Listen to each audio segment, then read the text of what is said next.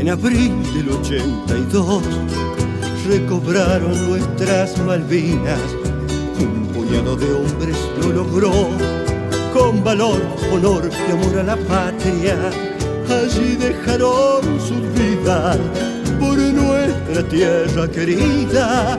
Soldados, guerreros, gurises de esta bendita Argentina.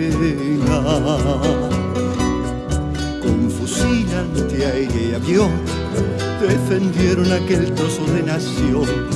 649 cumplieron su juramento. Bienvenidos a una nueva emisión de La Hora de la Verdad 1982.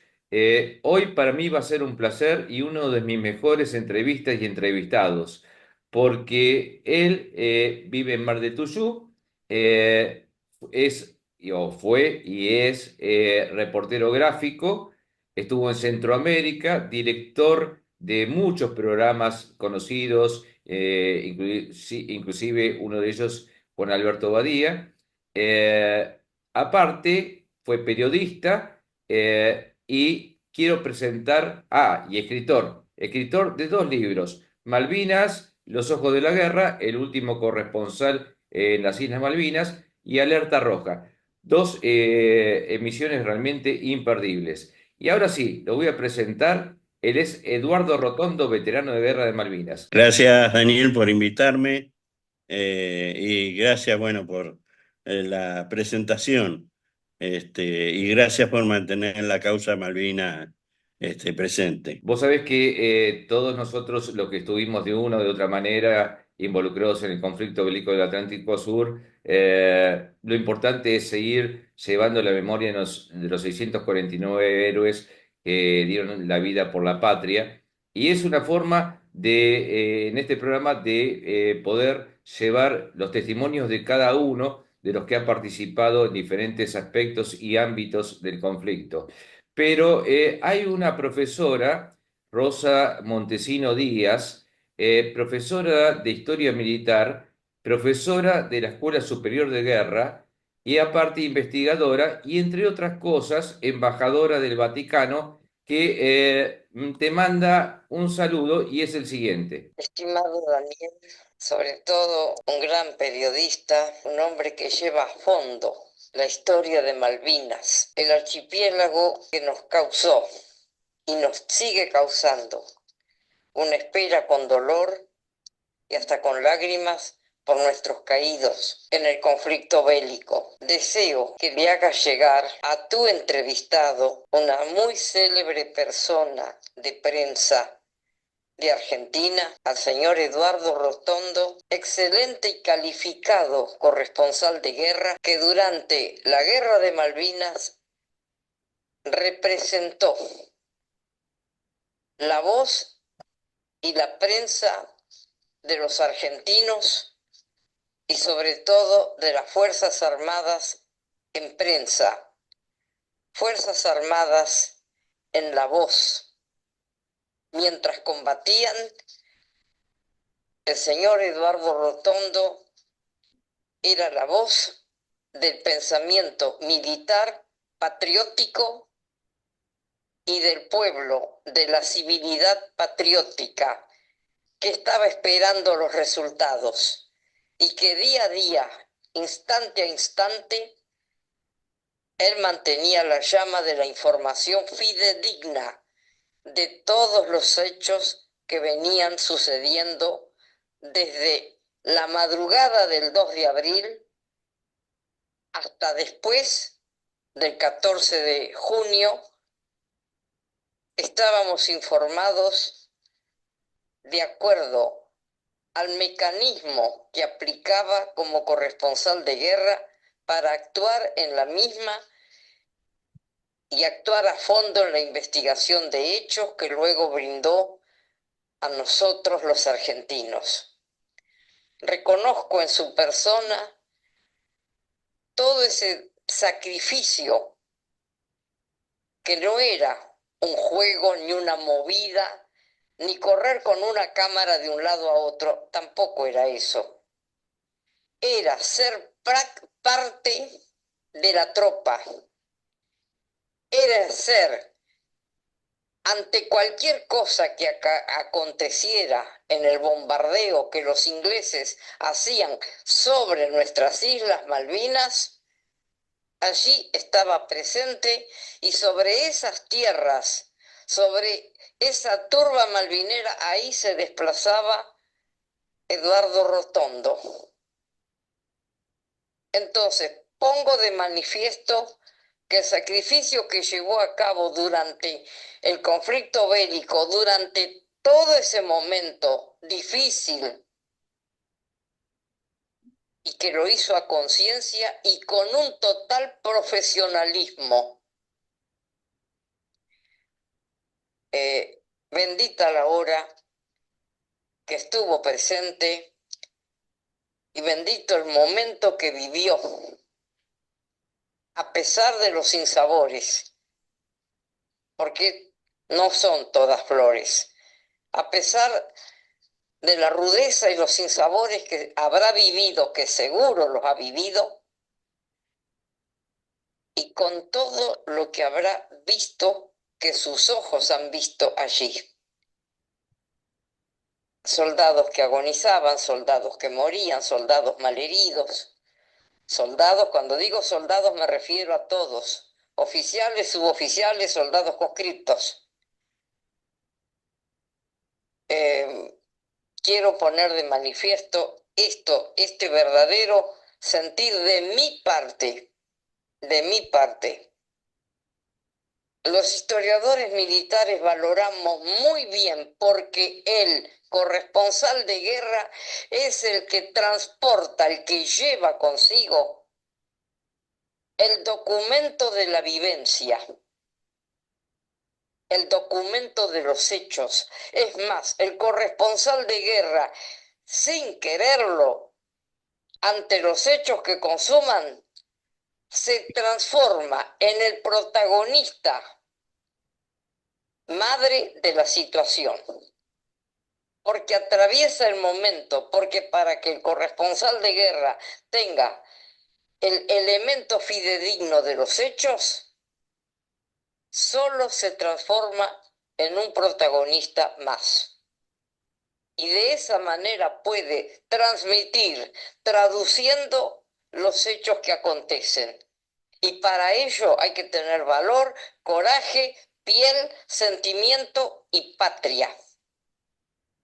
Y el señor Eduardo Rotondo llevaba patria en su alma, en sus huesos, en su vida. No le importó correr los riesgos que corría allí.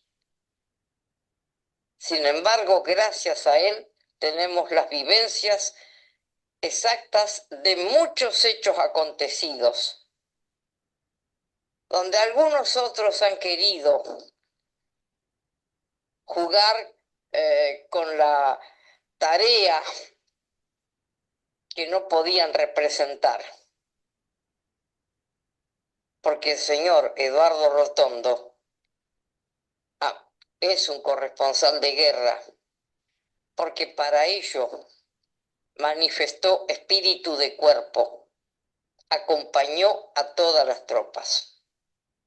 Muchísimas gracias, congratulaciones Daniel, congratulaciones para el señor Eduardo Rotondo, pero te agradezco a ti que hayas invitado y que sea un programa exquisitamente hermoso por todo el contenido histórico que nos puede aportar, tal como lo ha hecho siempre profesionalmente. Debemos destacar su nombre porque es la única persona que nos aporta la información de todo lo sucedido en ese momento tan aciago de la historia argentina. Muchas gracias, Daniel. Te mando un abrazo y nuevamente renuevo las felicitaciones para tu entrevistado, para el señor Eduardo Rotondo, distinguidísimo hombre y persona de prensa, y sobre todo que nos ha honrado a los argentinos, pero también honró a las Fuerzas Armadas, como buen corresponsal de guerra. Gracias, Daniel, y estamos en contacto como siempre. Un abrazo grande para los dos. Feliz programa. Bueno, gracias, profesora Rosa Montesino Díaz, por tus palabras. Realmente es muy emocionante. Y eso quería dedicártelo, Eduardo, porque a través de los años uno recibe muchos sinsabores en la profesión. Y a esto quería ingresar. Vos eras reportero gráfico, pero ¿cómo se inicia tu carrera de reportero gráfico? Bueno, yo era fotógrafo y camarógrafo.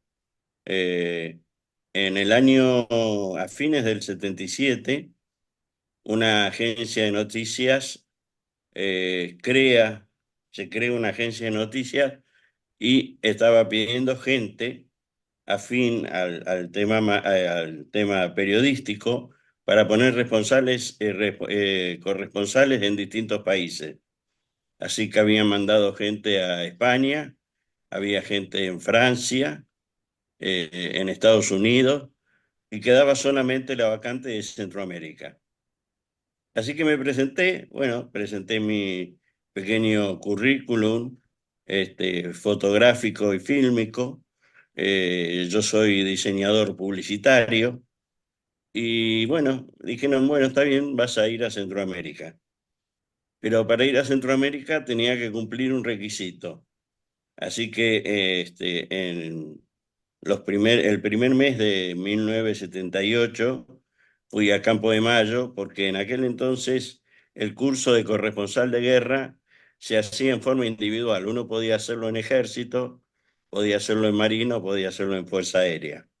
Ahora ese curso se hace en la CAECOPAS.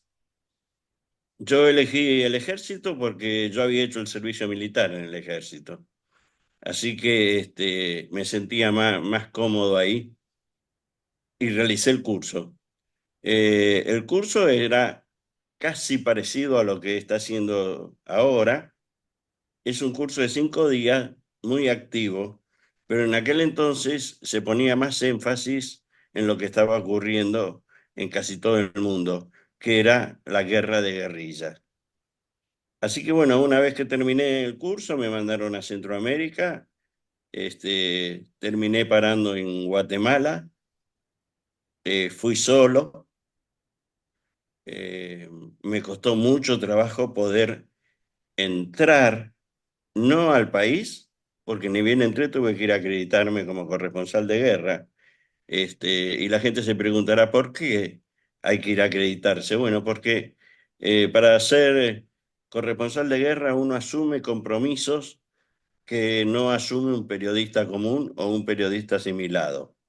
Es decir, el corresponsal de guerra asume la responsabilidad de lo que le pueda ocurrir, ¿sí?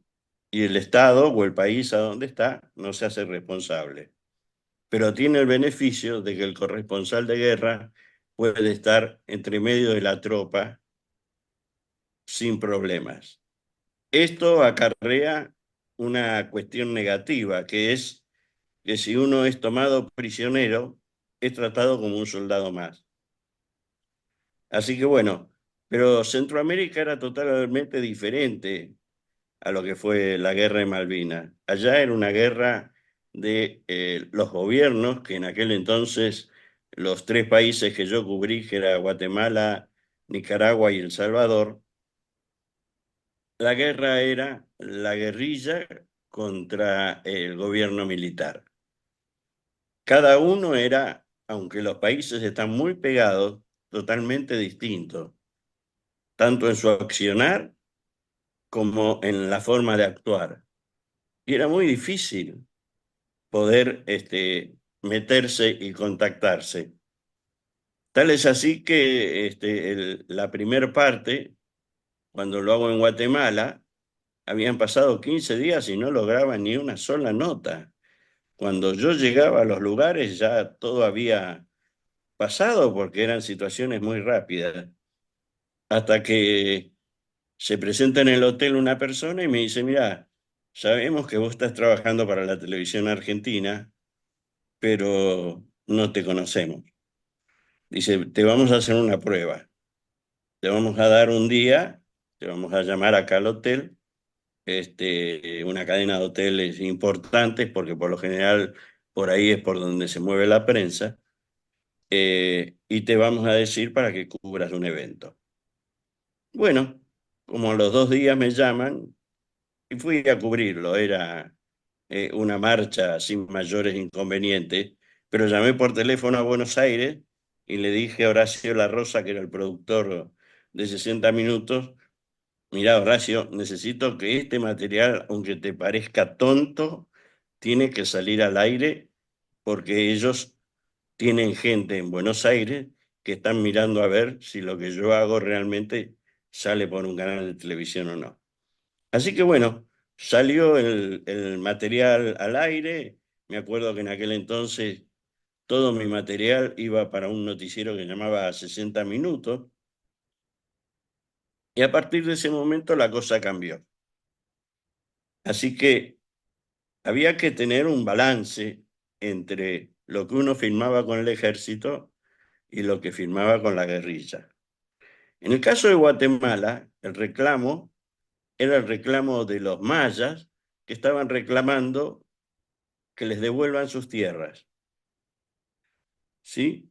Pero en Guatemala, a ver, ¿cómo te puedo explicar? Era muy sanguinario en cuanto a el accionar tanto de un lado como del otro. Entonces, por ejemplo, pasó que un grupo de mayas tomó la embajada de España en el año a fines del 78.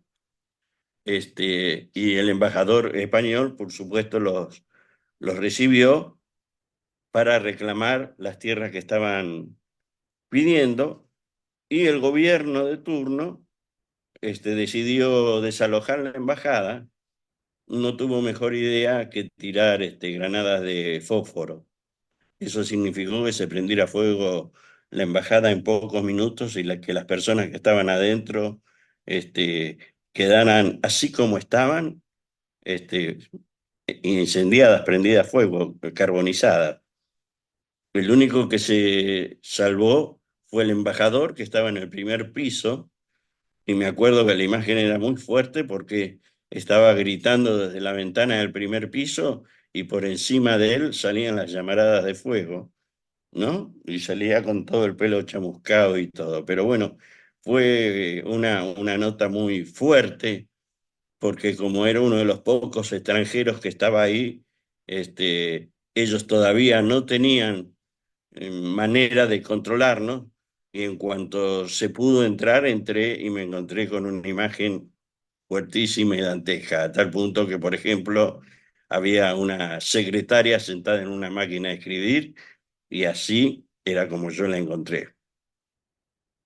Después, hablando con mi señora, tiempo después me dice, vos no te acordás, pero durante casi 2 meses no quisiste comer carne. Entonces, esa era una de las cuestiones que uno tenía que ir aprendiendo. O sea, en el curso de corresponsal de guerra te enseñan eh, cómo son los cazabobos, sentir explosiones cerca, eh, por ahí disparos y saber de acuerdo al sonido del disparo qué tipo de arma está disparando. Bueno, un montón de cosas que por supuesto en Centroamérica puse en práctica, pero había otras cosas que el curso no lo daba, como por ejemplo reconocer olores, olores de combustible, olores de carne quemada, olores de sangre. Y bueno, y eso con el correr del tiempo lo fui aprendiendo. Malvinas fue algo totalmente distinto, fue otro tipo de guerra. Después, en Guatemala, para que tengas una idea, ¿qué hacía el ejército? Iba a los pueblos de los mayas y buscaba a los jóvenes mejor desarrollados y les proponía hacer un curso para ser caiviles, que allá son los boina verde, de Guatemala. Así que bueno, para ese muchacho que lo eligieran para hacer el curso y después volver a su pueblo con el uniforme era todo un acontecimiento. El curso duraba 2 años y la primer orden que recibían era: tienen que buscarse una mascota y tienen que cuidar de esa mascota con su vida. Así que bueno, los caibiles, los estudiantes, todos tenían su mascota y cuando se recibieron, que es un acto muy fuerte porque va un general o un coronel y le pega una especie de cachetazo al birrete que tiene para ponerle la boina verde. Una vez que estaban todos con la boina verde de comandos, la primera orden que reciben eran que tenían que matar a su mascota. Fuerte, fuerte. En el caso de El Salvador era diferente. En el caso de El Salvador, estaba el comunismo metido adentro de las facultades, el comunismo metido adentro de la iglesia, estaba por todos lados. Así que primero tuve que hacer lo mismo que en Guatemala, lo que pasa que ya me era más fácil porque tenía las imágenes y la experiencia de lo que había ocurrido en Guatemala y se lo mostraba. Así que me llamaban, por ejemplo, al hotel y me decían: andate con Oviedo hoy a las 4 de la tarde a la avenida tal. Oviedo era el equipo de video, así que iba con el equipo de video y por lo general había una manifestación que después se transformaba. Tengo la anécdota de que Horacio La Rosa, acá teníamos un problema sindical con el sindicato porque el sindicato exigía que los camarógrafos que enviaran material para Argentina estuvieran afiliados al sindicato. Yo no estaba afiliado al sindicato argentino de televisión. Y entonces La Rosa dice: mira, para suavizar la cosa te voy a mandar periodista. Así que, por ejemplo, en la primera etapa de El Salvador me mandó a Leonardo Socrón. Bueno, Leonardo, por supuesto, se encontró con una situación totalmente nueva de cómo era eso en Centroamérica. Así que la primera vez que fuimos a grabar, eh, el ejército había encontrado una casa donde había guerrilleros, me habían informado de que había ocurrido esto y fuimos con Socrón a filmarlo. Él se puso entre medio de los autos y yo con una cámara que realmente era imposible de manejar porque eran las primeras cámaras VHS, que en lugar de ponerse al hombro había que ponerla adelante con una sola mano, y se movía muchísimo. Pero bueno, filmamos el enfrentamiento, filmamos el momento en que llega una tanqueta y también dispara, y Leonardo Socrón, que iba contando toda esa vivencia de lo que estaba ocurriendo. Estaríamos a 100 metros de distancia. Nos ocurre otro día que vamos a una manifestación y le digo a Leonardo: bueno, ponete adelante, hace el copete de apertura y filmamos imágenes. Así que Leonardo Socrón se pone adelante de la cámara y dice: estamos en El Salvador, en la avenida tal, esta es una manifestación pacífica, pero las pancartas que hay no hablan de pacifismo, sino que hablan de otra cosa, qué sé yo, y se corre. Y yo grabo la manifestación.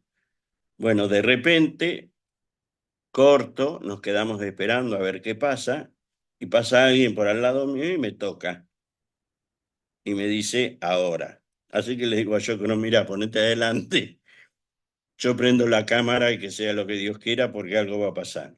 Así que Socrón se pone delante de la cámara y empieza: bueno, esto es esta marcha es pacífica, por ahora no hay más allá de cánticos y qué sé yo, pero en realidad es una bomba de tiempo. Termina de decir eso y se escucha atrás una explosión. Bueno, se da vuelta y ve que era una bomba lanzapanfletos, pero después los que iban en la marcha llevaban bolsos y entraron a sacar las bombas Molotov y a tirarlas contra los comercios. Cuando hago zoom y lo incorporo a Chocrón a la imagen, ¿sí? Las bombas las estaban disparando al lado nuestro y estábamos en el medio y ya no nos podíamos mover. Bueno, Leonardo estaba enloquecido porque nunca había vivido esa situación y que pasara eso. Y después me tocó cubrir también Nicaragua. Yo al principio fui solo, a los 3 meses pedí si podía llevar a mi familia. La agencia me dijo que sí, los llevé a mi esposa y mis 2 hijos a vivir a Guatemala, pero Guatemala se había puesto muy feo, muy feo. Así que como los viajes que hacíamos eran en avión, hubo 2 o 3 veces que tuve que transmitir desde el canal de Panamá, el canal de televisión de Panamá, porque no lo podía emitir por el contenido del material desde el mismo país. Y conocí Costa Rica. Y en Costa Rica me asombré, porque era un país totalmente diferente. No tenía ejército, la policía andaba nada más que con un bastón de goma. Eh, el dinero se llamaba colón y el colón tenía el mismo valor que el dólar, o sea que era moneda corriente tanto usar un dólar como un colón. Y entonces ahí llevé a mi esposa y mis hijos y senté mi base de operaciones, digamos, en Costa Rica. Por supuesto que estando ya mi familia ahí, era mucho más fácil para mí poderme trasladar a cualquiera de los países vecinos porque era media hora de avión, se tardaba más en el trámite para viajar que lo que duraba el vuelo en realidad. Bueno, en el caso de Nicaragua, me pasó que un día el ejército nicaragüense decide llamar a la prensa, que estábamos también en la cadena esta de hoteles, y que nos iban a llevar en camiones a la zona supuestamente de combate. Eh, bueno, subimos al camión, fuimos en un momento, pararon los camiones porque habían visto algo extraño y en realidad era una rama caída, y nada más, no había cazabobos y seguimos el trayecto. En otro momento paramos y dicen, bueno, bajen, que los soldados van a descansar un rato. Yo en lo personal sabía que cuando los soldados se ponían a descansar no había que acercarse a molestarlo. Estaba en el grupo un periodista norteamericano, Billy Stewart, que no hablaba español y venía con nosotros. Bueno, mientras estamos esperando ahí, este periodista le dice al camarógrafo que lo filme, que va a mezclarse entre los soldados para hacer un reportaje. Y los que ya teníamos conocimiento de haber estado casi un año en Centroamérica, sabíamos que eso no se podía hacer y le dijimos que no lo hiciera. Bueno, él se metió igual, el camarógrafo prendió la cámara, lo filmó, eh, el centinela le dijo que parara, él le contestó en inglés, el centinela no le entendía nada, lo hizo arrodillar, él empezó a gritar, el centinela lo hizo acostarse en el piso y dispararle un tiro en la cabeza. Todo eso quedó grabado, ¿sí? Y ese fue el día en que el gobierno de Estados Unidos le quitó el apoyo a Somoza. Esa actitud de ese día fue lo que hizo que Estados Unidos dejara de apoyarlo a Somoza. En el caso de El Salvador, por ejemplo, nos pasó Monseñor Romero y Lamas, por supuesto estaba con los campesinos y era muy controlado, muy vigilado, y un día en una acción lo matan. Los campesinos, por supuesto, quisieron hacerle el velatorio y fue una cosa impresionante la cantidad de gente que había. El cajón iba en andas por una de las calles principales de El Salvador y en una de esas empezaron a disparar desde arriba de los techos francotiradores. Y hubo que meterse en la catedral, que era el único lugar donde uno podía guarecerse, y éramos tantos los que estábamos ahí adentro que no se podía respirar. Así que bueno, eso después se tranquilizó y se calmó.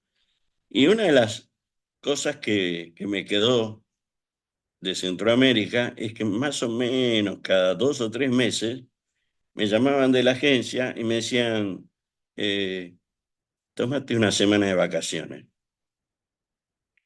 Yo agarraba a mi señora y nos íbamos ahí nomás, estaba la playa, media hora en auto. Y un fin de año, cuando vengo, paso por la agencia para ver cómo estaba todo, si el material estaba bien, si ATC estaba conforme, si había algún nuevo equipo. Y sí, me dieron un equipo donde ya la cámara me la podía poner al hombro y tenía más estabilidad.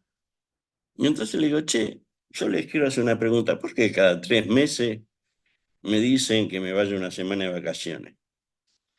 Entonces uno de los gerentes me dice, vení, vamos al control. Fuimos al control donde estaban las videocaseteras y le dice al operador, ponele cuando vuelve de las vacaciones una imagen. Y el operador pone un cassette y claro, yo las imágenes las reconozco porque las hice yo.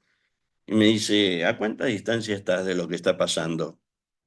Le digo, y más o menos 200 metros. Bueno, le dice, ponele ahora un video de cuando le decimos que se vaya de una semana de descanso. Me ponen otro video y me dicen, mira el video, ¿a cuánto estás de lo que está pasando? Le digo, a nada, estoy adentro de lo que está pasando. Me dice, bueno, no te das cuenta, dice, y de a poco te vas metiendo, vas tomando cada vez más confianza y te vas metiendo cada vez más. Dice, ese es en el momento en que te decimos, tomate una semana de vacaciones, y cuando volvés, otra vez volvés a la normalidad. Bueno, y así fueron las actividades de Centroamérica. Otro recuerdo que tengo de Centroamérica es que cuando cae en Nicaragua eh, Anastasio Somoza, nosotros cada 3 meses teníamos que renovar nuestra credencial de periodistas y de corresponsales de guerra, todos los extranjeros. Así que ni bien cae Somoza, el nuevo gobierno está formado por el Frente Sandinista de Liberación. Uno de los miembros del Frente Sandinista de Liberación era Violeta Chamorro, que era la viuda del periodista que habían asesinado, y la pusieron como jefe de prensa. Tuvo 3 días como jefe de prensa. Bueno, yo tuve la suerte de que cuando me fui a acreditar todavía estaba ella y tengo la credencial firmada por Violeta Chamorro.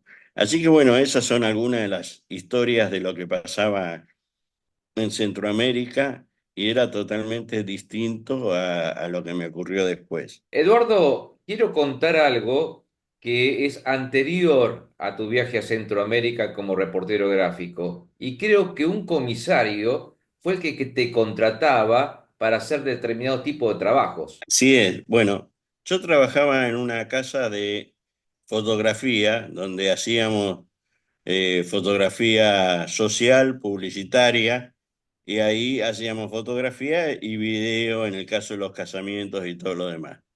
El comisario Enrique Pagliar, era el comisario de Lomas Primera, yo vivía en Lomas. Eh, y estábamos a 3 cuadras, la casa se llama porque todavía sigue estando, Fotolom. Cada vez que ocurría algún accidente o pasaba algo, había que sacar fotografías para ponerla en el sumario. Y entonces, por aquellos tiempos, había que pedir a La Plata que viniera el perito fotógrafo a sacar la foto y todo lo demás. Así que él había decidido llamarnos a nosotros, contratar a Fotolom, habló con el dueño y cada vez que había un accidente o algún acto delictivo o algo, yo iba con la cámara de fotos y fotografiaba. Bueno, ahí fue donde él me dio un montón de consejos de cómo aprender a manejarme ante esas situaciones, porque a veces, si bien iba a un accidente donde había gente que estaba muerta, ensangrentada y qué sé yo, en 2 oportunidades tuvieron que entrar a una casa donde la persona hacía varios días que había fallecido y el olor era insoportable. Así que bueno, me daba consejos de cómo aguantar el olor y en el caso de ver demasiada sangre, cómo cerrar un ojo y trabajar nada más que con el ojo que estaba en la cámara. Y cuando fue esto de la agencia, fue él el que me dijo, anda a hacerlo, porque realmente vos tenés formación o no sé qué palabra usó en aquel momento, este, para, para hacer ese tipo de trabajo en Centroamérica de corresponsal de guerra, y te va a ir mejor que acá en Fotolog. Lo lindo del caso es que después que dejé de ser corresponsal de guerra y de hacer televisión, el hijo del dueño de Fotolog, de don Eduardo, me llamó para grabar 2 eventos. Y entonces ya viejo, con cana, estaba con la credencial de Fotolom todavía trabajando con una cámara arriba del hombro. Bueno, vamos ahora sí a tu salida de Centroamérica para regresar a la Argentina. Bueno, a mediados de marzo del 82, me llama la agencia y me dice, mira, prepárate porque es muy probable que tengas que venir para Buenos Aires. Este, todavía no sabemos qué, pero es muy probable que tengas que venir con tu familia. Bueno, a finales de marzo me llaman y me dicen, mira, cerrá todo y venite a Buenos Aires. Pregunté y me dieron una respuesta muy vaga, ¿vas a ir a cubrir el Mundial? Y dije, qué raro si yo no hago deporte. Cuando llego acá, todavía no había ocurrido lo del 2 de abril, y me dicen, bueno, acomoda a tu familia en lo de tu suegra, porque yo acá ya no tenía casa, no tenía nada, que te vamos a avisar. Bueno, cuando el 2 de abril pasa que se recuperan las islas, automáticamente yo ya lo sabía, me presenté a la agencia, me dieron el equipo y viajé a Malvinas. Eh, Esos 2 primeros días era fácil cruzar desde Comodoro Rivadavia hacia las islas y se cruzaba en aviones comerciales. Pero después la situación cambió y ya no era tan fácil. Yo entré a Malvinas 3 veces. La primera vez fui solo a tomar imágenes porque esas imágenes después la agencia las iba a ofrecer a los distintos canales a ver qué canal estaba dispuesto a comprar el material. Inclusive estando ya en Malvinas me llaman y me dice, si haces algún reportaje o algo, que por lo general solo se escuchaba mi voz, decí las cámaras de Canal 9. Canal 9 estaba interesado. Cuando vuelvo a Buenos Aires, me dice, mira, la agencia, el canal de televisión ABC de Estados Unidos, dice, está interesado en que vos viajes, porque ellos no pueden viajar ninguno, o sea, no permitían que viajara ningún periodista extranjero. Dice, así que creo que vas a hacer. Dice, pero vas a tener que llevar un periodista, dice, que hable muy bien el inglés, y ahí viene Nicolás Casanseu. Yo a Nicolás lo conocía de antes, porque yo lo tuve en Centroamérica, que me lo mandaba La Rosa. Así que vamos con Nicolás por segunda vez Esta vez fue mucho más fácil porque cuando lo vieron a él, los aviones hacían fila para ver quién nos llevaba. Era la figura, el galancito conocido. Y así que estuvimos 2 días y cuando volvimos le mostramos el material a Fran Manizas, que era el productor general del ABC, y no le gustó la forma de hacer los reportajes porque era más un reportaje social que un reportaje de guerra. Entonces, le agradece a Nicolás y le dice a la agencia, mire, lo mandamos al camarógrafo solo, que haga imágenes y sonido. Bueno, dice, pero no con ese equipito que tienen, nosotros le vamos a dar otro equipo. Y de golpe y porrazo salto del VHS a Umatic NTSC, porque ellos trabajaban en el sistema norteamericano. Los cassettes de VHS duraban 2 horas, los cassettes de Umatic duraban 25 minutos. La mochila del VHS pesaba 3 kilos, la mochila del Umatic pesaba 15, 16 kilos, más las baterías, que eran baterías de moto, más la cámara, que también llevaba una batería, más el bolso con baterías de repuesto y cassette. Así que me dieron eso, me subieron arriba de un Hércules, y mientras iba arriba del avión iba leyendo el manual de instrucciones, porque realmente a mí me pasaron 2 cosas. Yo primero soy zurdo para dibujar y todo lo demás, y todos los equipos en su gran mayoría están hechos para los diestros. Así que todo el teclado y todo lo demás está hecho para un diestro. Tuve que adaptarme a ponerme la cámara al hombro de este lado, porque al ponérmela de este lado, con el teclado no llegaba. Y aparte, me Así, imagino que debes haberte preparado físicamente porque con tanto equipo y tanto peso, que yo lo conozco bien eso, necesitabas un estado físico excelente. era joven, tenía 30 años. Em, Cuando pido no lo pido yo, el trámite lo hacía la agencia. No sé si era reválida o cómo, de corresponsal de guerra. Me dicen que sí, me llevan al Estado Mayor General del Ejército, me miro su oficial u oficial, me dice bombachón tanto, chaqueta tanto, el casco tal, ¿cuánto calzas? 40. Bueno, y me dieron toda ropa militar. Dice, vas a tener que estar revestido de militar. Pero mire que yo eso no lo sé, no, no, no, pero esto es otro tipo de guerra, tenés que tener el uniforme. Bueno, me llevé el equipo en una bolsa verde, aparte de mi equipamiento, y llegué a Malvinas. Me presenté otra vez, fui otra vez a la gobernación. Ahí el encargado de prensa era el capitán Rodríguez Mayo.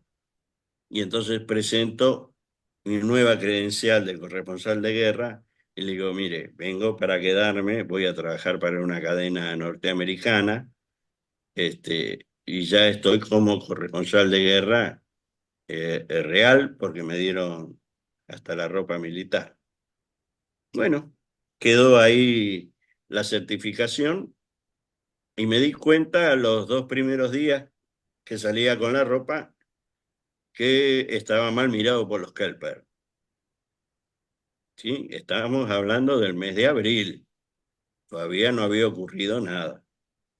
Entonces decidí ir al Westor, que era la única tienda que vendía de todo ahí adentro, y me compro una campera, igual que la que usaban los Kelper, una campera azul con un cuello de piel, un camperón azul con un cuello de piel, jean, unas botitas de cuero, y entonces ahí ya como que los Kelper no tenían tanto rechazo, no usaban ni uniforme ni casco.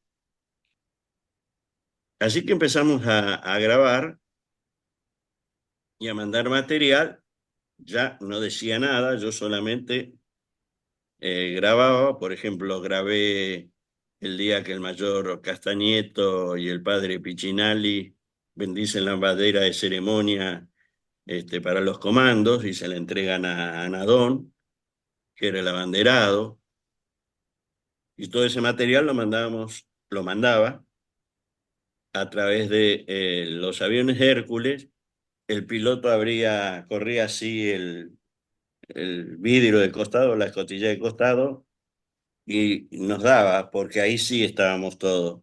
Estaba Casanseu con Lamela, la gente de Telam, tenían una bolsa así grandota, marrón del correo, y decían, vai pres, y me tiraban el bolso, y yo a su vez le daba el bolso con lo ya grabado. ATC, ATC, y lo mismo con Telam. En el caso de Telam pasó que ellos se llevaron todo un equipo de radiofoto. Entonces las fotos de ellos, en su gran mayoría, son en blanco y negro. ¿Por qué?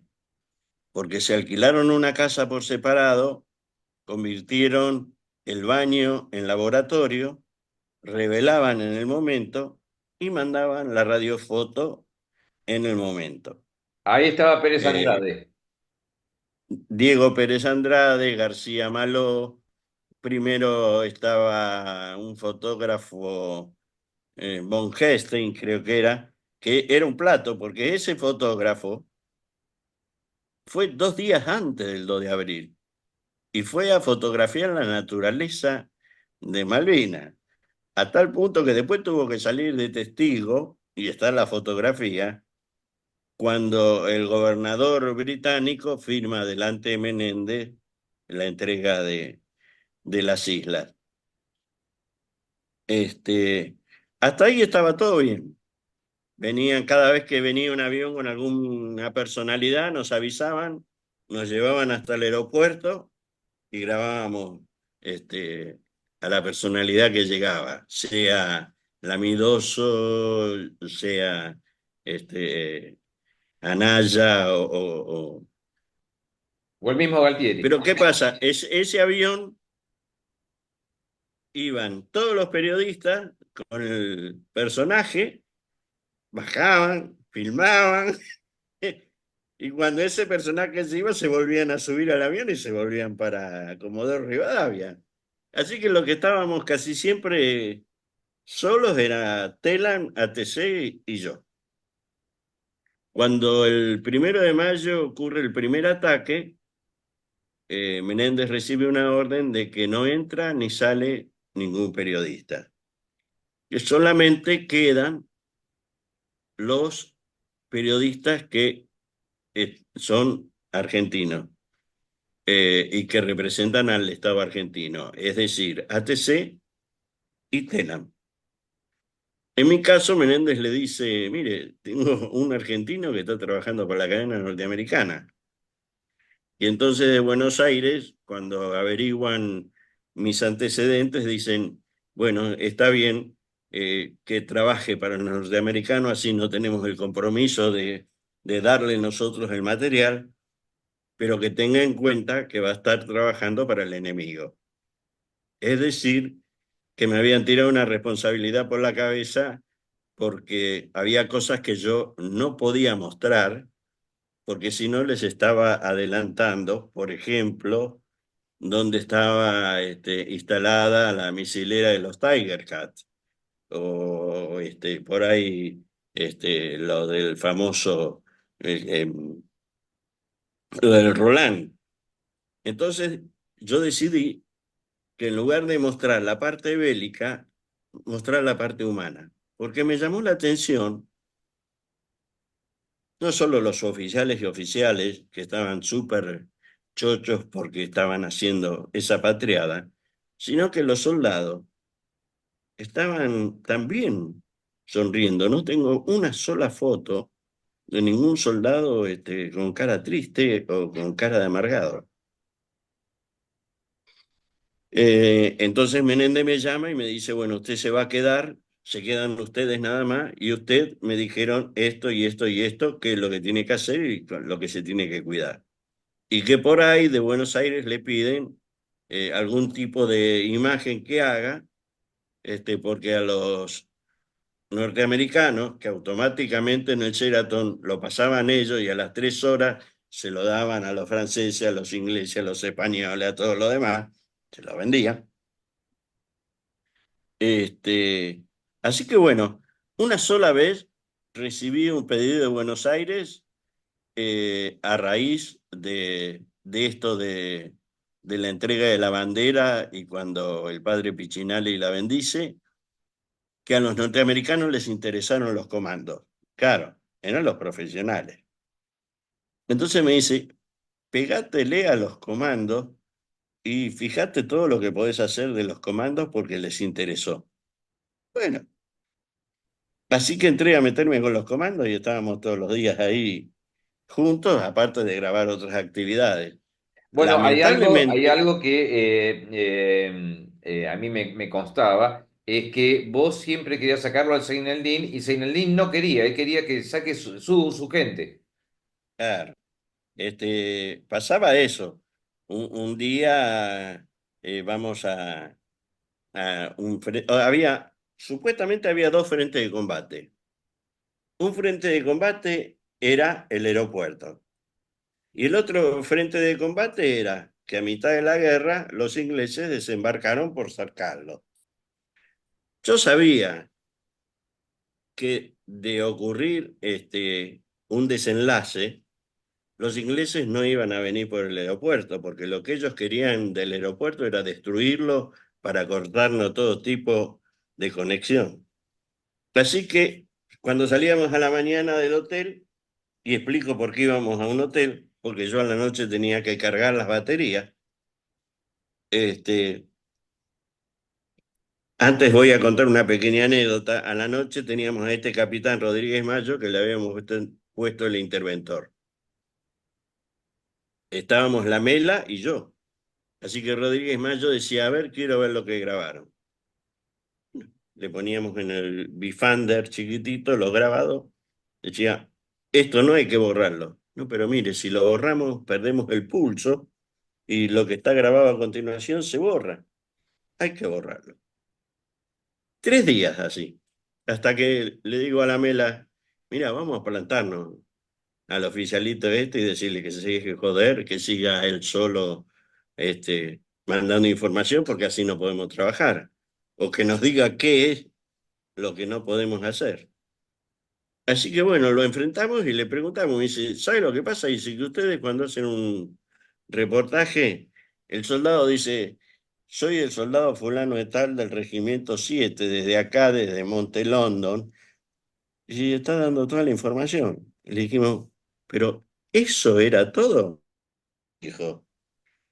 Entonces, a partir de ese día, antes de que algún soldado agarrara el micrófono y hablara, le decíamos, da tu nombre y apellido, pero no digas ni de qué regimiento sos, ni dónde estás. A partir de ese momento, Rodríguez Mayo no jodió más. Bueno, yo quiero Este, contar otra anécdota, ya que vos contaste una, yo voy a contar otra. Había un reportero gráfico llamado Eduardo Rotondo que caminaba por la avenida Rose, que es la avenida costera, tomando imágenes. Y yo iba detrás de ese reportero gráfico a ver qué estaba haciendo. En un momento, yo siento un ruido como si fuera una detonación, algo, giro mi cabeza hacia la izquierda, mirando hacia el lado del mar, y cuando regreso, ese reportero gráfico corresponsal de guerra no estaba más. A partir de ese momento dije, el hombre invisible está presente. este, sí, yo trataba de cubrir la mayor cantidad de cosas, sobre todo a nivel humano, y las grabaciones eran cortas, salvo cuando Menéndez decía, todos los periodistas arriba de un helicóptero y nos llevaba a cuando habían derribado un avión Harrier o qué sé yo, que todos teníamos que filmar lo mismo. Eh, la guerra fue transcurriendo y ahí aprendí nuevas cosas que no había aprendido en el curso de corresponsal de guerra.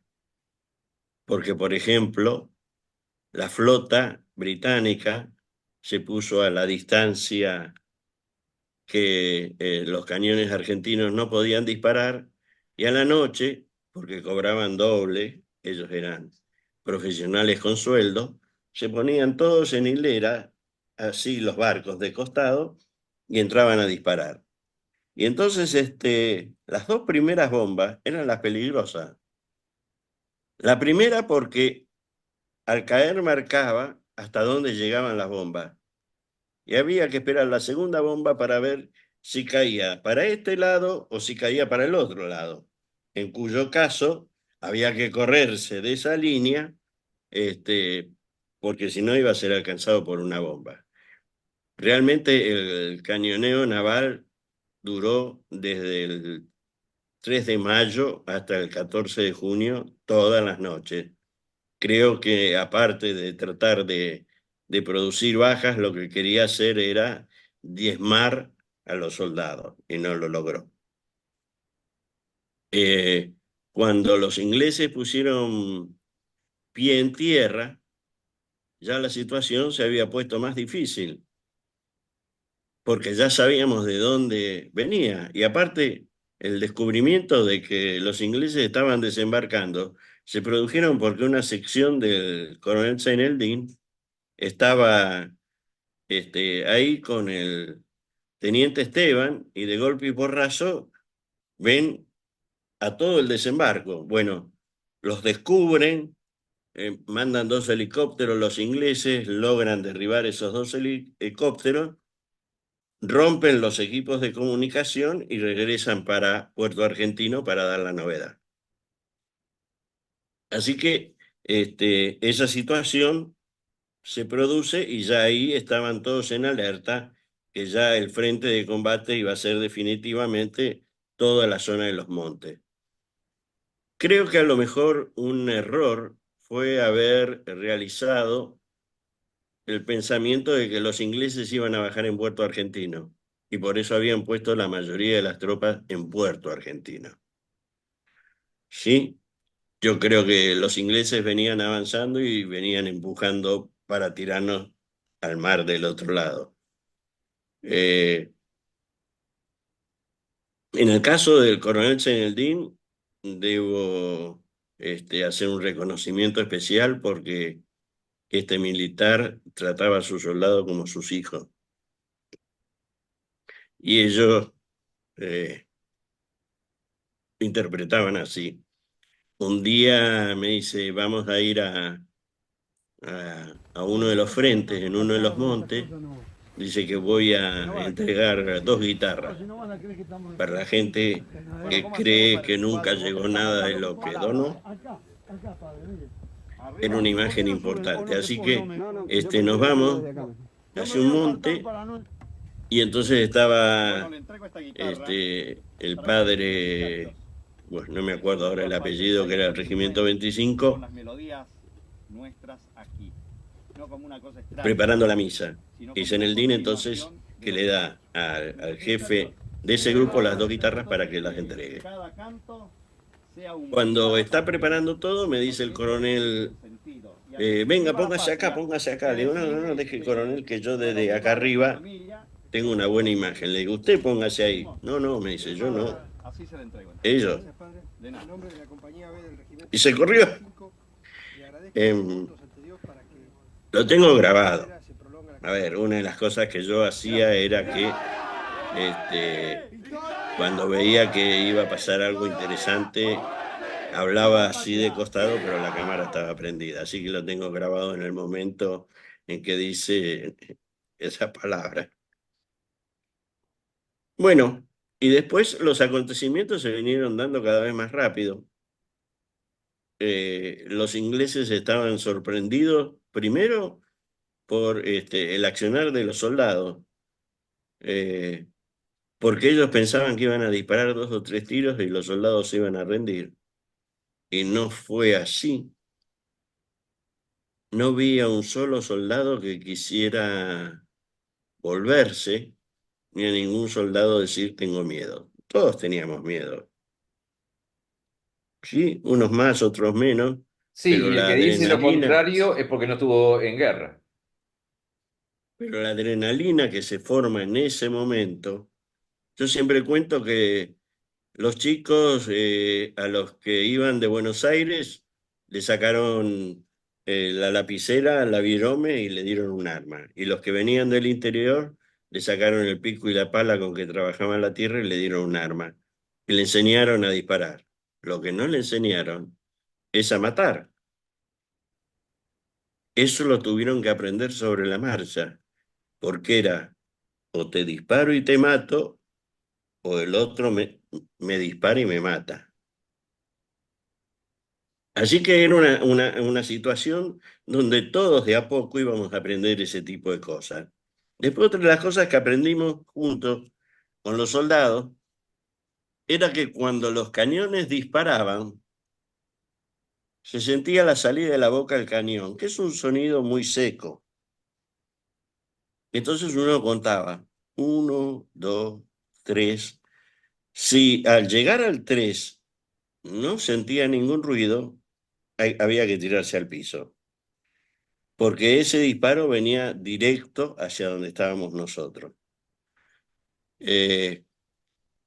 Si no venía donde estábamos nosotros y nos tirábamos al piso, sentíamos el silbido de la bala del cañón, que por supuesto venía más lento que la bala, ¿no? Y después la explosión atrás. Así que bueno, todo ese tipo de cosas que no lo habíamos aprendido en el curso de corresponsal de guerra, lo aprendimos ahí. Yo lo aprendí junto con los soldados. Así que después de unos días ya se fueron acomodando. Llegó un momento donde hubo una situación que se dio muy difícil, donde se hizo correr por medio de los Kelper la voz de que habían llegado los Gurkhas. Y que los Gurkhas eran muy peligrosos, porque cuando tomaban a un soldado prisionero, primero lo violaban y después le cortaban la cabeza. Así que eso causó un poco de revuelo entre los soldados, y para contraer esta situación se tomó la iniciativa de que, como había muchos correntinos, se pidió que Buenos Aires mandara los machetes de los Mauser, que eran mucho más largos, y machetes que usaban en corriente. Así que se armó el famoso grupo de cuchilleros correntinos.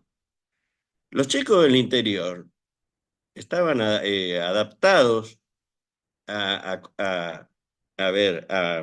comer lo que pudieran encontrar. O sea que por ahí había una oveja, la pelaban, le sacaban la piel y con eso hacían de comer. Es más, tengo fotografías de soldados de marino, de infantes de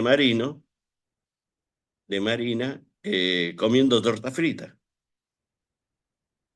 Bueno, el asunto es, ¿por qué hacía fotografía? Yo había llevado una cámara de fotos, porque era mi obsesión.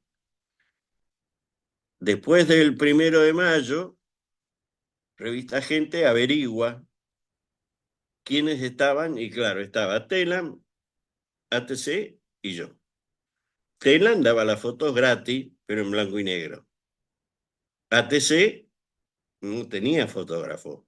Después Nicolás se compró una cámara y sacó fotos, aunque nunca llegaron a publicarse. Y yo. Así que la agencia me dice, mira, vas a empezar a sacar fotos para Revista Gente. Y yo digo, con una cámara sola no puedo. Necesito comprarme otra cámara de fotos más, porque la que tengo tiene un gran angular y yo necesito una con un teleobjetivo. Bueno, fíjate a ver si podés comprarla. Bueno, la sorpresa fue que fui a este lugar, al Westor, y tenían una Nikon F10 con teleobjetivo, Telexun en aquel entonces. Así que la compré la cámara y entonces andaba con las dos cámaras, con la mochila que llevaba la videocasetera, con el bolso que llevaba los cassettes y los rollos. Así que me habían puesto el apodo de Lequeco, ¿no? Porque Ah, parecía el un Equeco, Equeco con aparte del todo. hombre invisible. Sí, andaba con todo encima. Bueno, y así fue como fue transcurriendo la guerra, hasta que el 13 de junio el general Menéndez nos llama a todos a Gobernación y nos dice, señores, llega el último Hércules, se tienen que ir. Los de Telam no esperaron ni un segundo, pegaron media vuelta y fueron a buscar los equipos para llevárselo.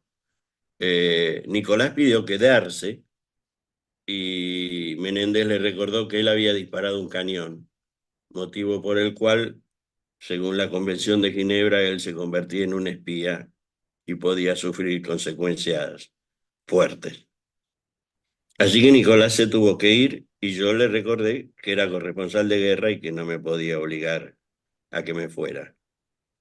Bueno, esto fue el 13 al mediodía. Así que bueno, me quedé solo el 13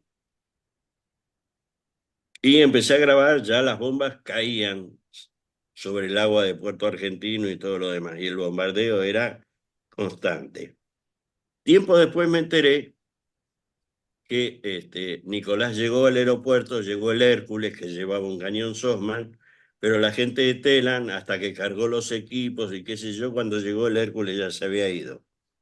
Así que como había helicópteros de la Cruz Roja, se cruzaron del aeropuerto al Irízar y vieron el final de la guerra del Irízar. Es más, hay una foto que saca a Eduardo Farré desde el Irízar cuando yo el 16 de junio me escapo en un lanchón y trato de subirme al barco. Y es la única foto que muestra de que realmente lo que yo contaba era real. Y me encontré con el problema de gente cuando volví, que cuando voy a llevar las fotos de el 13, el 14, el 15 y el 16 desde arriba del Yewin, me hacen esperar, me dan un café y me traen las revistas Gente anteriores. Las miro y digo, pero estas no son mis fotos, estas son fotos sacadas en Río Gallego. Aparte, yo en ningún momento digo estamos ganando, vamos ganando. Entonces, el productor de la revista Gente, que era, eh, ya me voy a acordar. Luján Gutiérrez. Luján, sí, me dice, mirá, lo que pasa que tu material era muy fuerte, qué sé yo. Le digo, sí, pero, a ver, era la realidad de la guerra. Ustedes nos pueden mostrar una cosa con soldados con ropa limpia, cuando en realidad el soldado a propósito, al tercer día de estar en Malvinas, trataba de buscar, cuando mataban a una oveja, agarrar la grasa que sacaban de la piel y pasársela por encima para tratar de impermeabilizar un poco la ropa. Entonces, cuando llovía, los que no tenían capote, el agua como que medio le resbalaba. Le digo, y aparte de esos soldados están limpios. Yo les puedo mostrar un montón de fotografías que le mandé, donde a los soldados no se les distinguía las uñas. Bueno, gran pelea, no les doy los rollos, no les doy los rollos. Bueno, decinos cuánto querés. Le dije, no, no es una cuestión de plata. Primero, porque yo no manejo la plata, la maneja la agencia.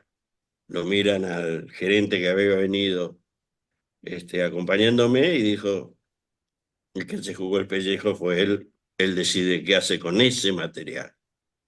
Entonces dice, bueno, ¿qué querés? Digo, bueno, que saquen 2 revistas Gente diciendo las fotos que no vimos, la guerra que no conocimos y que cuenten la verdad. Pues no le quedó otra alternativa a Luján Gutiérrez que hacer esas 2 revistas Gente, y en la primera de las 2 revistas me hace una nota y por primera vez los argentinos me conocen, que estoy todo de civil, pero el 14 de junio yo me puse el casco para que me pudieran identificar. Con la inscripción de corresponsal de guerra y una cámara en el hombro. Sí, sí, sí, porque no sabía lo que iba a pasar. Tiempo después me dijeron, no, nosotros te íbamos a respetar y qué sé yo. Cuando se decreta el cese del fuego,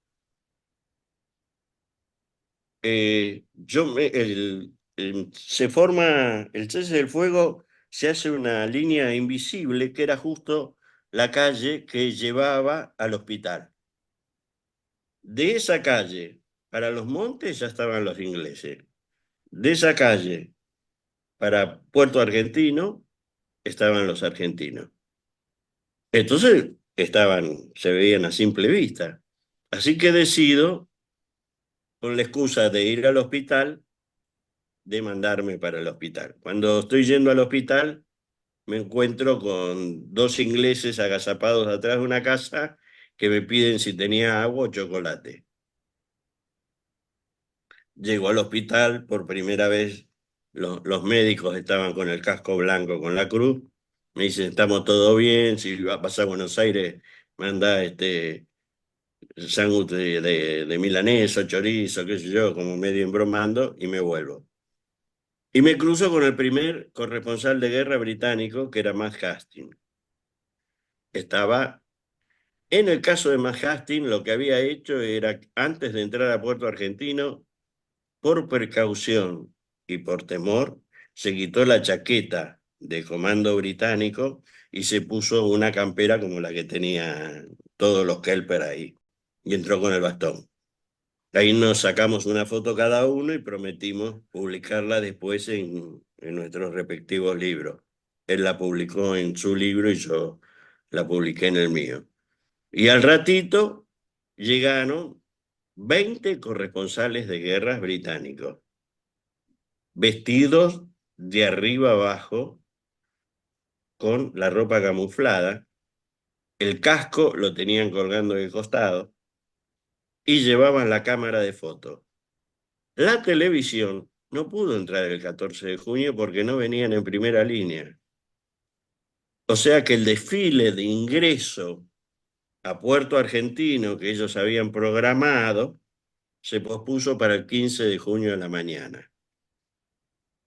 Igualmente, hay otra cosa que no mucha gente sabe, que se cree que la guerra terminó el 14 de junio a las 12 del mediodía. Y la guerra terminó a las 20:59 del 14 de junio. Se habían decretado esas 4 horas del cese del fuego para tratar si iba a haber una rendición o no. Lo que los argentinos no sabían era que los ingleses estaban en apresto, porque si no se firmaba la rendición, iban a seguir avanzando. Menéndez no quería firmar la rendición porque había una palabrita que no le gustaba, que era incondicional, y el segundo de Jeremy Moore, que fue el que vino a hacer la negociación inicial, le decía, mire, lo tiene que firmar así. Tenían un equipo de radio grandísimo que traía en una mochila, creo que fue el primer celular. Hablaban con Margaret Thatcher y Margaret Thatcher decía, no, no, no, lo firma completo la rendición o si no se sigue combatiendo. Eduardo hacía referencia de que Margaret Thatcher no acepta las condiciones de Menéndez y faltaba un minuto. ¿Y qué pasa en ese momento? Bueno, en ese momento Jeremy Moore toma la decisión de cortar la comunicación con Margaret Thatcher, hacerle firmar al general, le pide que tache la palabra incondicional y el general Menéndez tacha la palabra condicional y firma la rendición. Quiero destacar que en la rendición figura 20:59 del 14 de junio y el horario local 23:59 hora Zulu. O sea que todos esos comentarios que hay, que la guerra terminó el 14, el 13, que la guerra terminó el 14 a la mañana, la guerra terminó en el momento en que Menéndez firmó 20:59. Es más, en ese parate de alto el fuego, a los soldados, los suboficiales tuvieron que ir a darle la orden de que no sigan disparando, porque querían seguir combatiendo. ¿Sí? Y la otra que yo recuerdo de ese día, hay 10.000 anécdotas más para contar, es que cuando se están replegando, no arrastraban los pies, caminaban, casi desfilaban. Cuando pasó por delante mío, los infantes de Marina venían cantando la canción del infante. Y la otra, que para mí es una foto icónica, aunque no tuvo mayor relevancia, eh, yo al otro día salgo a sacar fotos sin equipo de video, sin casco, como un kelper más, y saco una foto donde por la avenida Costanera, de un lado de la vereda, vienen bajando los soldados argentinos armados y del otro lado de la vereda están subiendo los soldados británicos, también armados. Lo único que los separaba era la calle. Y yo pensaba, pensar que ayer se estaban matando y hoy el respeto hacía que se lograra eso. La foto no dice nada y dice mucho, porque no recuerdo haber visto una foto similar en ninguna de las otras guerras. Pero bueno, ahí Eduardo, quedó. se dice, y vos estuviste ahí, se dice que se firmó la rendición o el cese del fuego.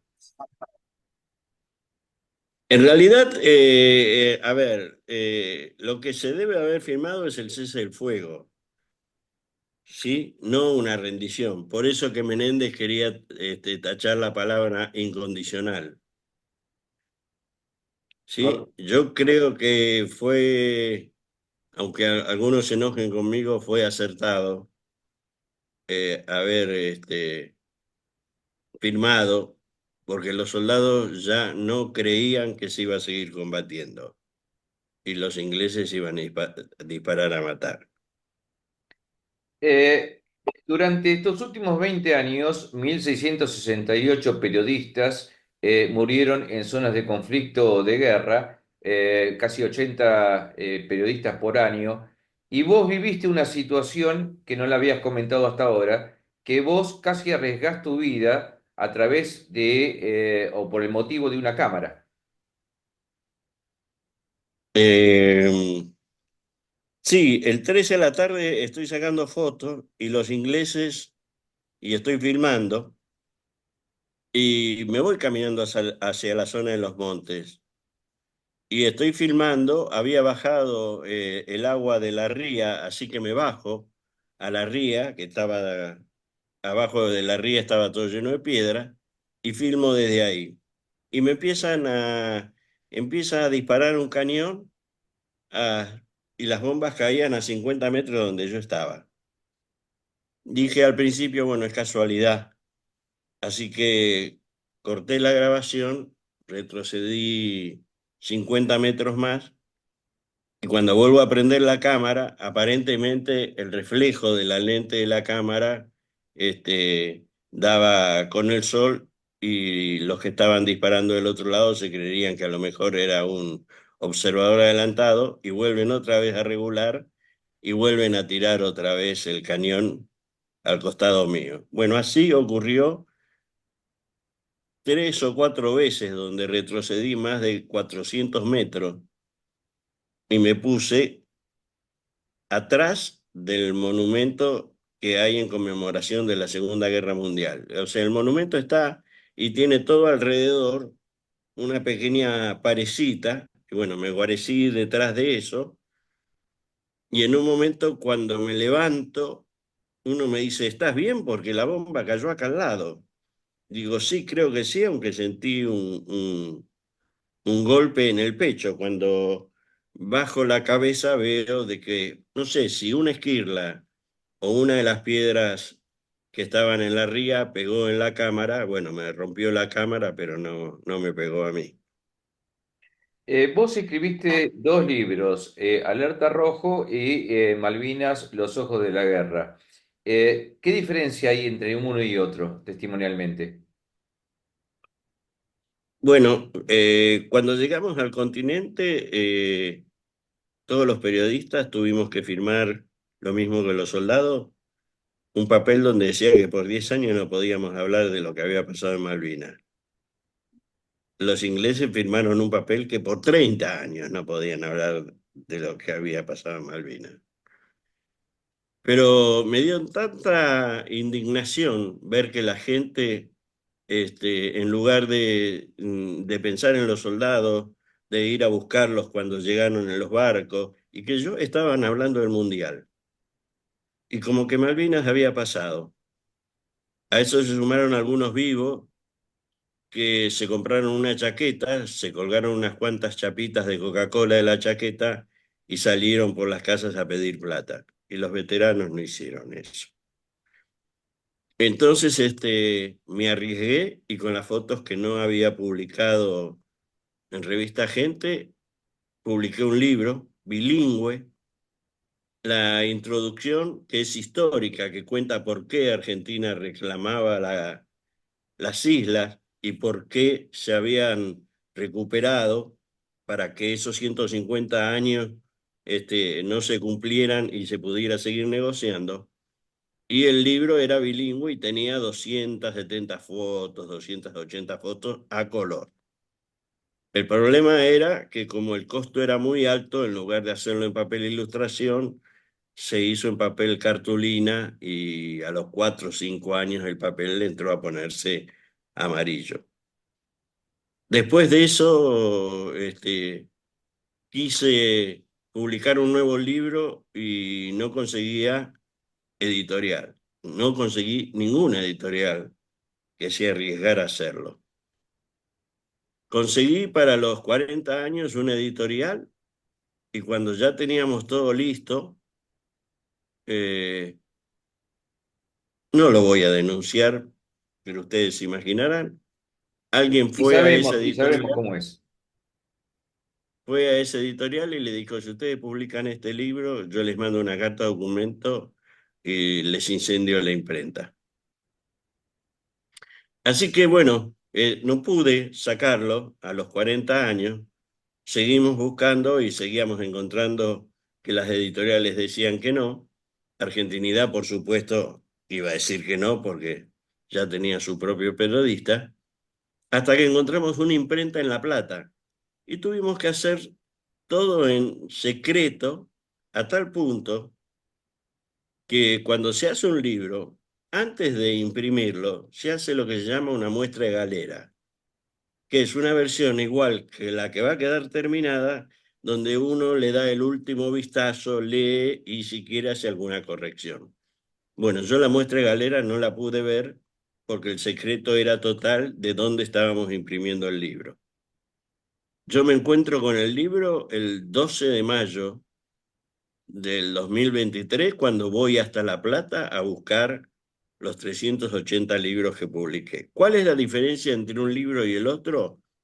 Bueno, este segundo libro pesa 1,1 kg, tiene 520 páginas, también tiene 250 fotos a color, pero en papel e ilustración, que es una calidad totalmente distinta, y tiene una cosa que la gente me preguntaba, ¿pero cómo me vas a mandar un video si me estás dando un libro? ¿Qué me vas a mandar un CD, un pendrive? Le digo, no, lo vamos a poner con un código QR y ustedes se meten el código QR y pueden ver lo que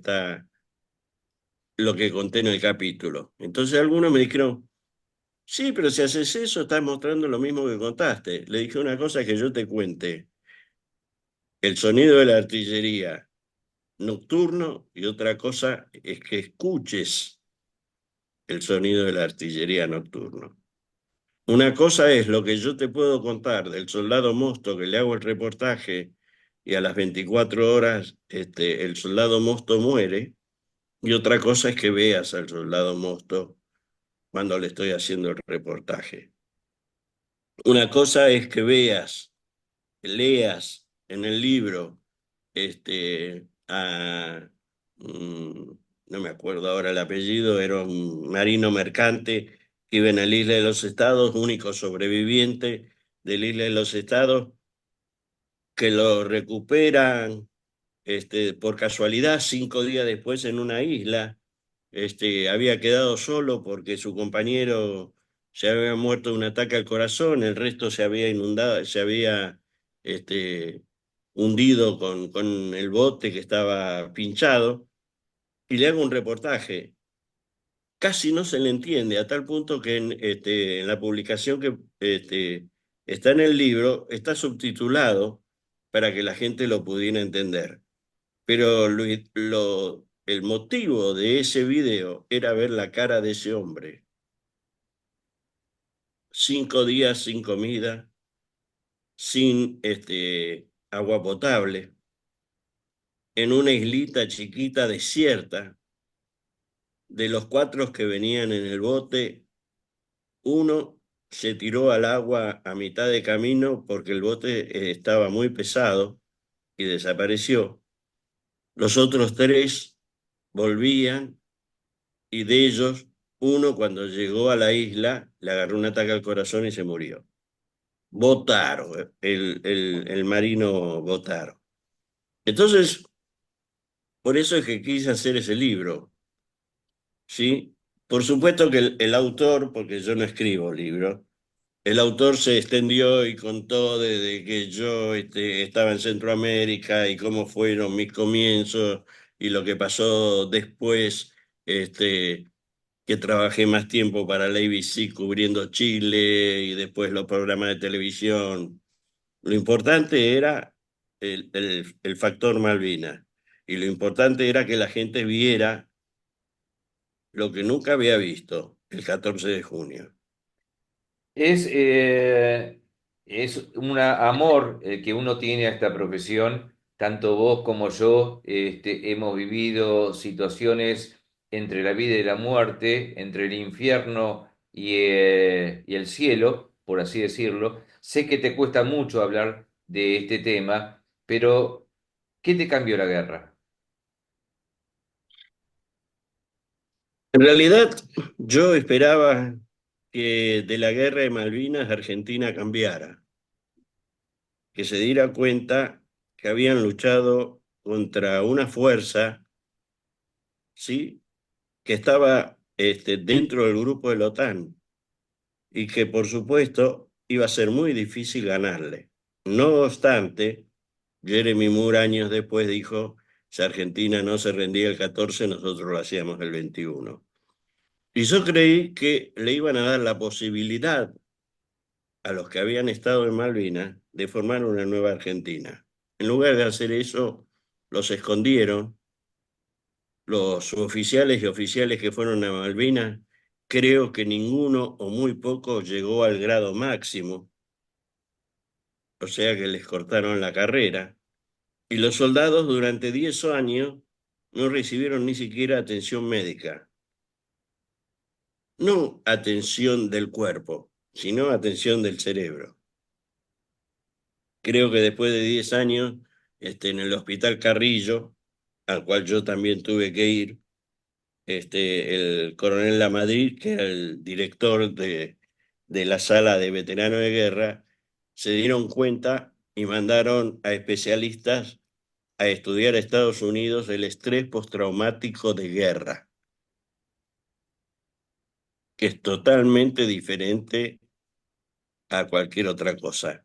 Y entonces yo a veces cuando hablo y cuento que, por ejemplo, cuando se está acercando la fecha del 2 de abril y qué sé yo, mi señora agarra su almohada y se va a dormir a otro lado porque dice que esos 70 días me la paso tirando piñas y gritando y dándome vueltas y qué sé yo. Yo que estuve con una cámara, hago eso, me imagino que los soldados también le está pasando lo mismo. Y yo quiero resaltar algo, Eduardo, que porque tuve el honor de conocer tu casa, de conocer a tu señora Susana, y el apoyo de ella realmente es incondicional. Y yo creo que si uno no tuviera el apoyo de tu señora, como el de la mía, creo que nuestra vida sería diferente. Sí, es así. Es así. Hace 52 años que estamos casados. Y como que primero, bueno, Centroamérica la fogueó porque le decía, me voy por 2 días y miraba en la televisión de Costa Rica y veía por ahí imágenes del Salvador y me veía con la cámara en El Salvador. Y los 2 chicos, uno tenía 6, el otro tenía 4, bueno, terminaron acostumbrándose. Y si no hubiera sido por ella, que me acompañó todo ese tiempo y me apoyó, nunca me reclamó nada, no sé si hoy estaría hablando de este tema y si estaría en televisión. Yo creo justamente eso, ¿no? A Margaret Thatcher le decían la dama de hierro, pero yo diría que tu señora, mi señora y muchas señoras más de muchos veteranos de guerra son las damas de hierro, porque sin ella lo que vos dijiste, en mi caso tampoco, también hubiera ocurrido, porque yo tuve dos intentos de suicidio al regreso de la guerra. Y de las cosas que me están pasando y me pasaron mis situaciones de enfermedad y todo lo demás, yo creo que se debe a que uno se ha tragado muchas cosas que no ha podido decir por muchas razones. Pero yo quiero felicitarla a Susana por los años de casado que ustedes llevan, pero aparte porque en las pocas horas que estuvimos en tu casa, me sentí como si estuviera en la mía. Y después de más de 40 años que no te veía, porque vos a mí no me veíste, pero yo sí te vi hasta que desapareciste. Entonces, Era el equeco invisible. exactamente. A 42 años, casi 43, sos veterano de guerra. El veterano es muy difícil que le pueda sacar algo. Recién ahora se están soltando y contando historias. Bueno, tenemos negadores rotundos con respecto al conflicto bélico, como Edgardo Esteban, que él, siendo soldado, hizo una película que realmente denigró a todos los soldados y a los oficiales y a los suboficiales, el cual tuvo la suerte de ser director dos veces en el gobierno kirchnerista del Museo de Malvinas. Alguien que le agarró un ataque de pánico y tuvo que volver al continente. Es decir, y ese era un soldado de las islas. Bueno, con el caso de Esteban pasó lo siguiente. La gente no sabe que Esteban estaba de guardia y se metió en una casa a dormir y por culpa de él murieron dos compañeros. Si hubiera estado despierto haciendo la guardia, esos compañeros estarían vivos. Yo en los últimos años, yo hice un documental que se llama Alerta Roja, en la época en que había videoclub, y entonces hice el documental en VHS para alquilarlo en los videoclubs. Lo hizo una empresa que se llamaba Optimis y la gente se sorprendía del documental. Bueno, yo ese documental, por supuesto, después con el tiempo lo pasé a un formato digital, lo fui mejorando, fui poniéndole más imágenes y todo lo demás. Y en estos últimos 5 o 6 años vengo llamando a los canales de televisión para el 2 de abril para ver si no quieren pasar el documental. Y en lugar de pasar eso, pasan el documental la película de Esteban. Entonces, Es muy triste eh, porque vos, y esto lo voy a recalcar siempre, y aunque vos no veas mis programas, yo siempre en mis programas hablo de vos y hablo que fuiste el único corresponsal de guerra en las islas. El resto fueron corresponsales en zonas de conflicto, periodistas, enviados especiales a una zona de conflicto, pero el único corresponsal de guerra que hubo en las islas y el único en el mundo que terminó graficando el fin de un conflicto, se llamó y se llama Eduardo Rotondo, corresponsal de guerra de Malvinas. gracias porque la gente realmente no lo reconoce y en muchos casos muchos veteranos tampoco. Es lamentable, pero es la realidad. La realidad no se puede y la historia no se puede cambiar. Digamos, sos muy merecedor de ser veterano de guerra de Malvinas porque sos parte de la historia, porque tu material es parte de la historia, porque el otro material, no voy a hablar tampoco de ese material, pero el único que graficó en todo momento y se jugó la vida en muchas oportunidades es El corresponsal de guerra Eduardo Rotondo. ¿Dónde se puede conseguir tu libro? Bueno, a raíz de que no conseguía ningún editorial que me lo quisiera publicar, tuve que hacerlo en forma personal. Este, Pedir un préstamo, usar una plata que tenía para cambiar el auto y pude hacer nada más que 380 ejemplares. Ejemplares que en 2 meses lo desaparecieron, lo compró todo el mundo. Y estoy detrás de alguna editorial a ver si alguien quiere publicarlo. Mi interés no es monetario, porque a diferencia del 82, en el año 82, cuando te lo agarraba una editorial, la editorial se encargaba de imprimirlo, de distribuirlo, de cobrarlo, de reponerlo y de enviarlo a todas las librerías del país. Las editoriales actuales lo único que hacen es hacerte el libro y ponerlo en su stand y nada más. No hacen ninguna de las otras actividades. Entonces, estos libros que saqué el año pasado me costó mucho trabajo porque, a ver, al no ser una empresa, para poderlos cobrar tenía que hacer toda una gestión. El libro no paga impuestos, sin embargo, la FIT me cobró 150.000 pesos de impuesto porque lo hice a través de una empresa que trabaja con internet y que hace los envíos del material. No voy a decir el nombre de la empresa, pero bueno, la FIP decidió que había que pagar impuestos. Y la otra era eso, que había soldados que, por ejemplo, viven en Comodoro Rivadavia, en Río Gallegos, y era imposible, al menos para mí, que no tengo esa infraestructura, poderlo mandar. Y entonces mi interés era buscar ahora una editorial que lo quisiera hacer, y que ellos se encargaran de la distribución, de la venta, porque a mí más que el valor monetario, sí, me interesa de que se sepa la verdad de lo que pasó en Malvinas. Y creo que con el libro, más allá de las palabras, las imágenes cuentan la verdad. Yo siempre digo que una foto a veces dice más que 1000 palabras. Y este año tuve a ver, no es un encontronazo, tuve una decepción muy grande. Sí, yo hace 15 años que vengo haciendo acá en la costa un programa que se llama Malvinas, Historia de Héroes y Traidores. Mi hijo, que es el que vos viste que me tocó todo el teclado para que esto fuera posible, trabaja en el canal de televisión. Me invitaron una vez al canal 2 de televisión de Santa Teresita y a los directivos les gustó tanto que me ofrecieron hacer un programa. Bueno, el problema es que yo el programa se lo podía hacer porque tenía imágenes de sobra.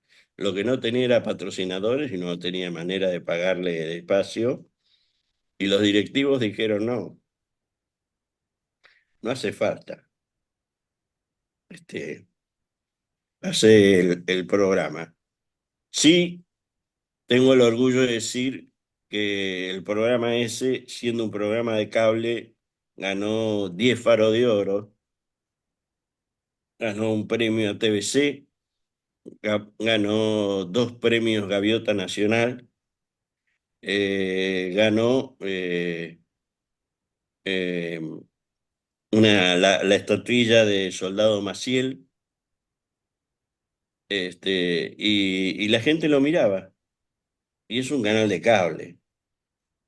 ¿Sí? Sin embargo, bueno, cuando este año decidí cortar abruptamente porque dije, no puede ser que estoy haciendo tanto por Malvinas y las medallas y los reconocimientos se los lleve otro.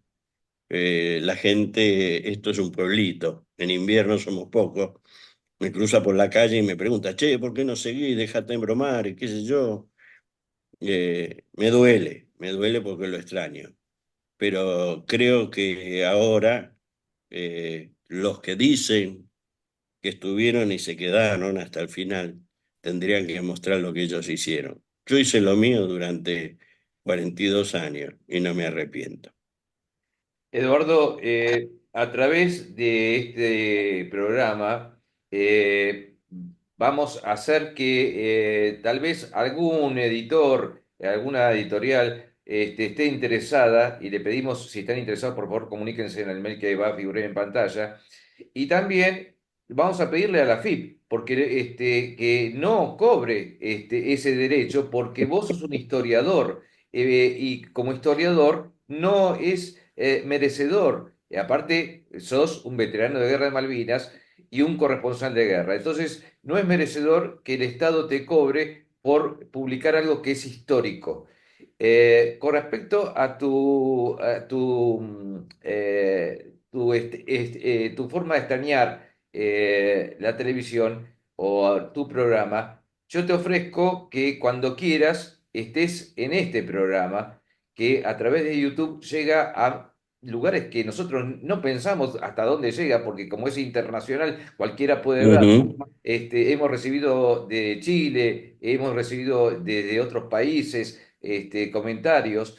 Entonces, este espacio queda para vos cuando vos lo requieras y lo consideres necesario, porque sé que Malvinas es parte de nuestra historia, es parte de lo que llevamos adentro y creo que es lo que más nos ha marcado en estos 42 años. Seguir malvinizando, por eso yo también hago este programa sin ningún tipo de rédito, porque hay que seguir haciendo historia. ¿Y quién mejor para hablar de historia, de lo que pasó, que aparte que no sean el personal militar, que un corresponsal de guerra? Bueno, gracias, te agradezco y te agradezco que me hayas dado este espacio y me hayas dejado explayar en todo lo que pude este, contar. Es difícil reducir 74 días en 2 horas, pero bueno, al menos es el panorama de lo que yo viví en Malvinas. Así que muchísimas gracias. Eduardo, ¿querés decirle algunas palabras a la profesora Rosa Montesino Díaz? Sí, le agradezco muchísimo. Realmente cuando escuché lo que dijo, la tengo que contratar como mi representante artístico porque, te soy sincero, nunca eh, se habla de los que están detrás de cámara. Entonces, por eso que somos, como vos bien lo dijiste, invisibles. La gente no conoce al que está detrás de una cámara haciendo una filmación, tanto en la calle, en una manifestación, como en una guerra. Y entonces, a veces preguntan, y si no es por los soldados que dicen, no, Rotondo tiene un archivo porque él estuvo allá trabajando, filmando y qué sé yo, y que realmente esta profesora haya dicho esas palabras me llenó de orgullo porque es la primera vez que alguien reconoce lo que hice en Malvinas. Y más que nada que es una profesora de la Escuela Superior de Guerra, es una profesora de historia militar y es una embajadora del Vaticano. Yo te agradezco muchísimo, Eduardo, tu participación porque sé que te cuesta mucho, que vos no solés dar entrevistas. Para mí es un honor, un orgullo poderte haberte convencido después de tantas idas y venidas para que estés en el programa. Quiero enviarle un gran cariño a tu señora, a Susana, que realmente nos recibió como si fuéramos parte de la familia. Es que creo que somos una familia, todos los que vivimos esa situación. Así que te agradezco Ujú. muchísimo y si querés tus últimas palabras. Bueno, solamente quiero decir gracias y decirle a la gente algo que eh, es remanido, sale en todos los lados, todos los escriben. Un soldado no muere en el frente de combate, sino que muere cuando su país lo olvida. Es así. Gracias. Es así, y nos vamos despidiendo con esta emoción que tiene Eduardo, pero yo también la tengo, porque haber entrevistado al hombre invisible después de tantos años, realmente me enorgullece. Así que gracias, Eduardo. Vamos a seguir hablando porque Malvinas no se puede contar en 2 horas. Tu vivencia tampoco se puede hablar en 2 horas y tenemos muchas cosas más por contar para seguir haciendo historia por esta patria. Te agradezco mucho, te deseo mucha salud a vos y tu familia, que realmente yo la siento como la mía, y seguiremos desde cualquier lugar de la costa, porque vos estás en un lugar que yo hubiera decidido en su momento haberme ido, no puedo por motivo de salud en este momento, pero estar en el mar es estar un poco en Malvinas. Gracias. Gracias a vos. Y así, entonces, damos por finalizada esta entrevista, que para mí fue una de mis mejores entrevistas que he hecho a lo largo de mi carrera periodística, que no son pocos, son más de 50 años, y no, poco menos, 45. Pero ha sido una entrevista que para mí me reconfortalece el alma, el espíritu y el corazón. Así que hasta acá hemos llegado con La Hora de la Verdad 1982. Será hasta nuestro nuevo encuentro. Gracias y como siempre me despido. Que tengan mucha salud porque sin salud no tenemos nada. Gracias. El 10 de junio se conmemora la reafirmación de la soberanía argentina sobre las Islas Malvinas y el sector antártico. Los 649. En abril del 82 recobraron nuestras Malvinas. Un puñado de hombres lo logró, con valor, honor y amor a la patria. Allí dejaron sus vidas por nuestra tierra querida. Soldados, guerreros, gurises de esta bendita Argentina. Con fusil antiaéreo y avión defendieron aquel trozo de nación. 649 cumplieron su juramento al fuerte grito de Dipón, y con sus pechos bien henchidos de puro coraje criollo de esos bravos argentinos.